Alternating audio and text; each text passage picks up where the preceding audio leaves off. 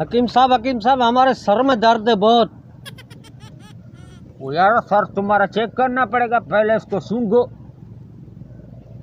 उल्टी वाला नमूना हो रहा है तुमको? हाँ हो रहा है। फिर तो यार मजीद चेक करना पड़ेगा तुझको।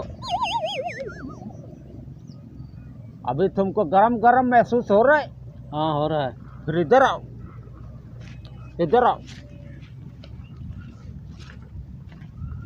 इधर से सर ऐसे लाओ।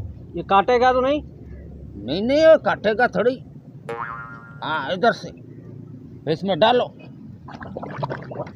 ओ यार ये तो पंचर है, पूरा पंचर है। हवा निकल रहा है सारा दिमाग में, दिमाग से पूरा हवा निकल रहा है। सर में दर्द नहीं होगा तो और क्या होगा?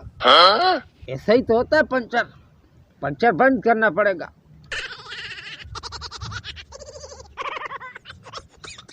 वो यार ये तुमको ये 2 पंचर लगा दिया है, और ये जो बड़ा वाला है वो ये जब ठीक हो जाएगा, सूख जाएगा, फिर इस बड़ा वाला पंचर को बंद करेगा। ठीक है, अभी तुम्हारा सर दर्द खत्म हो जाएगा।